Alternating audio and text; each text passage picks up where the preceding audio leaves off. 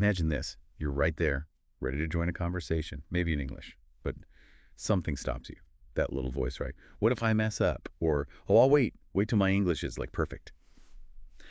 It's a huge wall for so many of you. So today we're doing a deep dive. Using the sources you shared, we're going to look at how to actually break down that wall.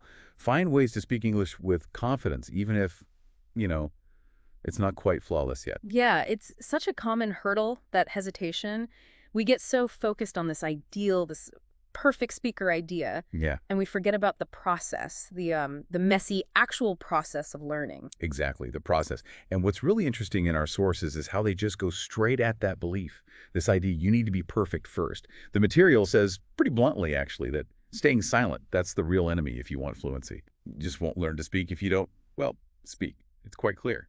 The only way is to start talking now. Yep. Imperfectly. And what's fascinating, if you think about it, is how that mirrors how we all learned our first language. Kids, right. They don't start out speaking in perfect sentences. Oh, definitely not. They babble, they make all sorts of funny mistakes. My kid's first word was probably just noise. No. But they talk, they make errors, and they just improve naturally. As adults, we put so much pressure on ourselves, like immense pressure. But the real goal, and the sources point this out, it's just about being understood. That's communication. Mistakes aren't failure. They're just, part of learning. Essential data points, really. Data points. I like that. And here's where it gets really practical, maybe even freeing. The sources say you don't actually need that fancy course or this huge vocabulary list or even a speaking partner to start. I know that stops a lot of people feeling like they need all the gear first. Yeah. But this strips it all back. It says what you really need is just consistent practice. Doing it. Yeah. Active practice. That's the key. And if you connect that to the bigger picture, it suddenly feels much more doable, doesn't it, for anyone? The sources don't just say practice. They give these really simple, specific things you can do.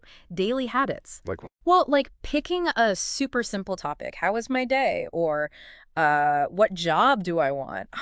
Just talking about it out loud. Maybe describe stuff around you. Talk to yourself in the mirror. Okay. Or even just record yourself on your phone. It sounds small, maybe a bit weird at first, but these little actions, they chip away at that hesitation. They start building fluency, building comfort. Slowly, yeah, but surely.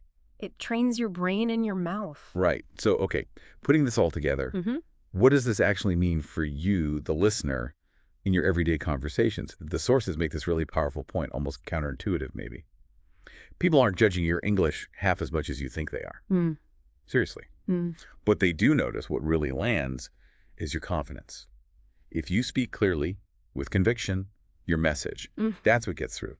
More than perfect grammar. Absolutely. Confidence is the vehicle, as you said. And that really brings up a crucial point, doesn't it? It's about shifting your mindset. The core idea from the sources is pretty liberating. Okay, I won't fear mistakes. I'm going to speak English every day, just a little bit, but with confidence. It hammers home that making errors isn't failing. It's proof. Proof you're learning, you're growing, proof you're actually doing it, taking action, you're living the language. Yeah, living it.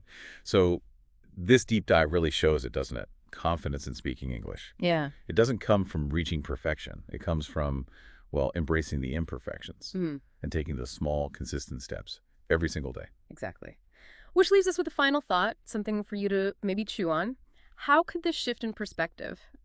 Seeing mistakes not as failures, but as growth. Focusing on confidence over being flawless. How might that apply elsewhere? In other parts of your life where maybe you hesitate, where you hold back from trying something new,